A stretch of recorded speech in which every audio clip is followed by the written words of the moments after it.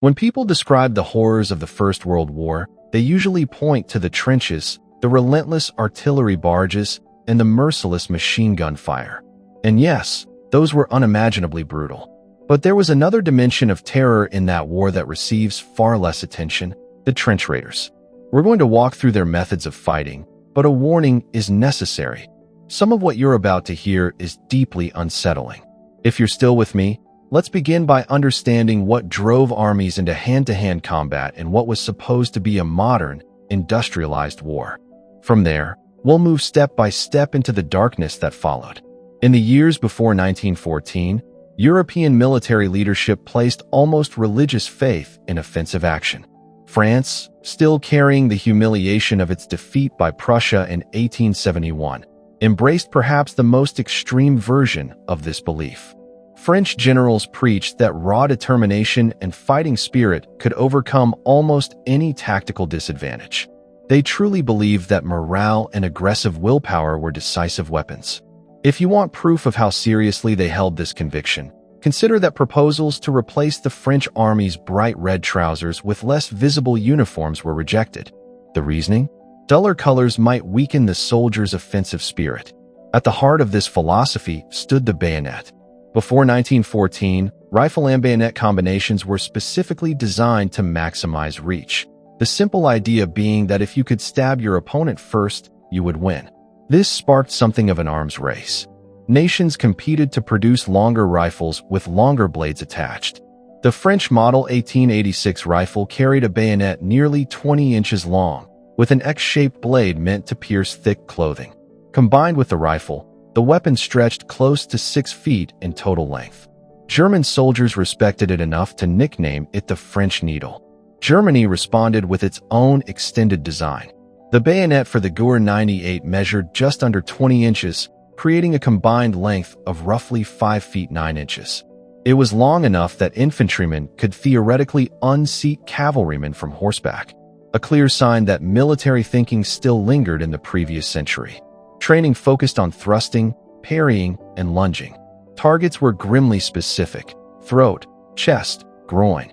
French soldiers drilled in elbow-to-elbow formations, intended to create overwhelming shock during a charge. One German bayonet in particular became controversial: the Sabak bayonet. Issued to engineers and pioneer units, it had double-road serrations along the spine for cutting wood and wire. Yet when Allied troops encountered it, propaganda transformed the tool into proof of barbarity, claiming the serrations caused especially gruesome wounds. In reality, the Sabak often snagged in clothing and could be impractical in combat. But perception mattered more than practicality. German soldiers grew fearful of being captured with one, and many Sabaks were later modified, their teeth ground off. Then the war began, and commanders were eager to validate their theories. By August 1914, France launched a grand offensive into Alsace-Lorraine. French infantry advanced in bright uniforms, bands playing, flags flying. Officers led from the front, swords drawn, as if reenacting Napoleonic legend. They marched directly into the killing field of modern firepower. August 22nd became the deadliest single day in French military history. In just 24 hours, approximately 27,000 French soldiers were killed. Machine guns, rapid-fire artillery, and barbed wire cut down waves of attackers long before they reached bayonet range. Germany suffered similar disaster soon after. During the First Battle of the Marne, Crown Prince Wilhelm ordered a mass bayonet assault under cover of darkness. French artillery tore into the tightly packed German ranks. Confusion spread in the night. Units fired on one another. Around 15,000 casualties resulted from the assault.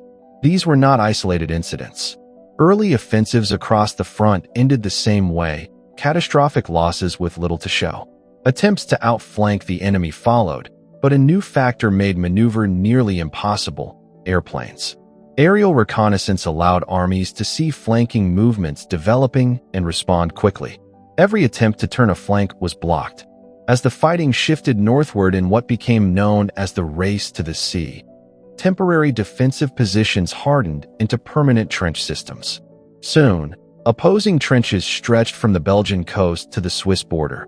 over 400 miles of fortified lines. Firepower had evolved. Tactics had not. The defender now held the advantage. Frontal assaults into prepared positions became the only option. Within 5 months, more than 4 million men had been killed or wounded. What happens when everything you believed about warfare proves disastrously wrong? The answer, ironically, lay not in further modernization, but in a return to methods centuries old. Commanders believed artillery would solve the stalemate. The plan seemed logical. Bombard enemy trenches for days, obliterate defenses, shred barbed wire, destroy machine gun nests, and crush morale. Then infantry would advance and occupy the shattered remains. In theory, it was foolproof. In practice, it failed. At the Somme, British artillery fired over 1.5 million shells during a week-long bombardment. Officers were so confident that soldiers were instructed to walk, not run, across no man's land. On July 1, 1916, the first day of the Somme, British forces suffered nearly 60,000 casualties, the bloodiest day in their military history. German defenders had constructed deep dugouts, some 40 feet underground and reinforced with concrete. When the shelling ended, they climbed out, manned their positions, and opened fire on advancing infantry. Even when attackers captured a trench line, additional defensive lines waited behind it. Exhausted troops who seized the first line were often driven out in counterattacks. Positions changed hands, then reverted, with nothing gained but thousands of lives lost. Mass assaults failed. Something else was needed. Thus emerged the concept of small-scale trench raids. These were not meant to seize territory permanently. Instead, small groups would infiltrate enemy lines at night, achieve specific objectives, and withdraw before reinforcements arrived. Some experimental raids began early in the war, but it was the Canadians who refined the practice into a lethal craft. Before examining the raids themselves, consider the environment in which they occurred. Frontline trenches were typically 7 feet deep and 6 feet wide, topped with sandbags. German trenches were often deeper, reinforced with timber or concrete. All trenches followed zigzag patterns to contain explosions. Visibility was limited. In those twisting corridors, soldiers could see perhaps 30 feet ahead. Long rifles with extended bayonets became awkward liabilities. Designed for distant combat, they proved clumsy in tight quarters. Bayonets frequently stuck in bodies or wooden beams. Some soldiers died locked together, having stabbed one another simultaneously. Improvised weapons replaced standardized ones. Clubs, knives, and sharpened entrenching tools became preferred. Trench clubs varied wildly. Weighted sticks, spiked heads, even modified grenade casings attached to handles. Some resembled medieval maces. Trench knives proliferated. The American Mark I trench knife combined a blade with brass knuckles and a skull-crushing pommel. Blackened finishes prevented moonlight reflection. Yet perhaps the most effective weapon was the shovel. Sharpened to a cutting edge, heavy enough to crush bone, unlikely to become lodged, it was brutally efficient. Armor also reappeared.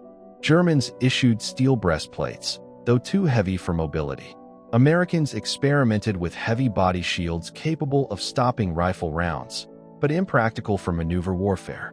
In many ways, industrial war had reverted to medieval brutality. The first major organized Canadian trench raid occurred in February 1915. Roughly 100 men attacked German positions, destroyed sections of trench, and withdrew with relatively light casualties. Later, larger raids followed. Volunteers trained for days, rehearsing routes and objectives. Artillery cut wire in advance. Raiders removed identifying insignia to avoid recognition if captured. In November 1915, a Canadian raid achieved total surprise during a rainstorm. In 20 minutes, they killed dozens of enemy soldiers, captured prisoners, gathered intelligence, and returned with minimal losses. The objectives of trench raids were varied: gather intelligence, capture prisoners for interrogation, destroy equipment, weaken morale. Psychology also played a role. Command believed constant raiding maintained aggressiveness. In sectors where informal, live and let live arrangements emerged, tacit understandings not to fire unnecessarily, Raids were sometimes ordered specifically to shatter complacency. Preparation was meticulous. Raiders blackened faces, removed noisy equipment, wore gloves for silent wire cutting, and carried specialized close combat weapons. Operations were timed carefully, often limited to 20 minutes inside enemy trenches. But even perfect planning could not eliminate danger. Crossing no man's land was perilous. Distances varied from a few dozen feet to several hundred yards. The terrain was churned mud, cratered earth, scattered debris, and rotting corpses. Raiders crawled on their bellies, inch by inch. Barbed wire formed massive entanglements, sometimes 30 feet thick. Some wires were rigged with tins that rattled at the slightest touch. Wire-cutting parties might prepare paths nights before. Illumination was constant threat. Star shells burst overhead, flooding no man's land with magnesium light. Raiders froze motionless under flares, knowing any movement could draw machine gun fire. Listening posts placed ahead of main trenches had to be bypassed or silently eliminated. Enemy patrols roamed as well. Sometimes opposing patrols encountered one another and, understanding the danger of attracting attention, quietly separated. Other times, desperate hand-to-hand fights erupted in shell holes. Reaching the enemy trench did not guarantee survival.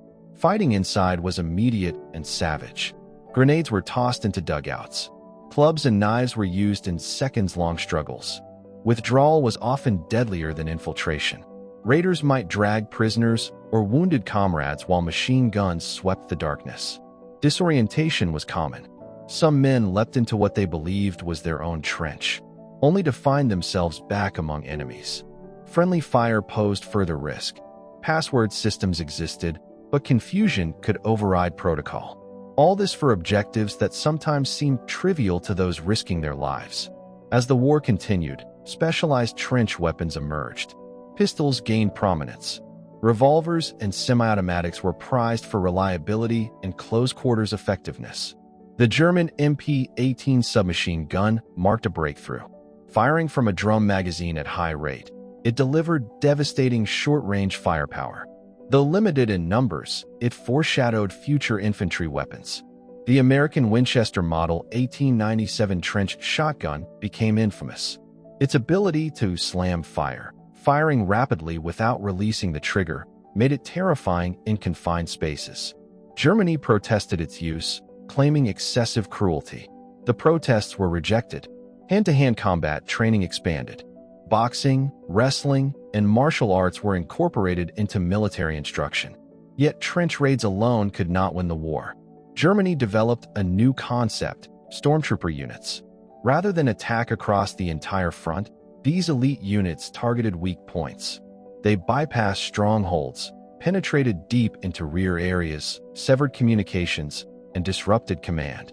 Junior leaders were granted autonomy. Initiative and speed were emphasized. Stormtroopers carried grenades, pistols, light machine guns, flamethrowers, and the same brutal close combat tools used in trench raids.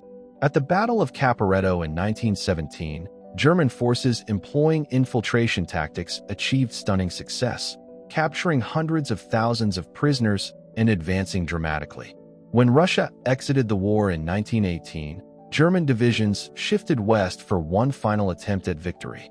The spring offensive opened with immense artillery bombardment. Fog aided infiltration. Initial advances were unprecedented, but logistics faltered. Supplies lagged. Elite troops suffered irreplaceable casualties. The offensive stalled. Allied counterattacks followed. Tanks and combined arms pushed German forces back. By autumn 1918, collapse loomed. On November 11th, the armistice ended the fighting. Europe in 1914 believed itself the height of modern civilization. Technological progress seemed unstoppable, yet industrial war devolved into primal violence. Despite airplanes, tanks, submarines, and artillery, much of the fighting in the trenches came down to clubs, knives, and sharpened shovels in the dark. The First World War was modern in machinery, but ancient in brutality. And among its most haunting figures were the trench raiders, men who crossed into the night, armed for silence, fighting at arm's length in a conflict that was supposed to be fought at distance. That is the horror less often remembered. the war that moved backward even as the world moved forward.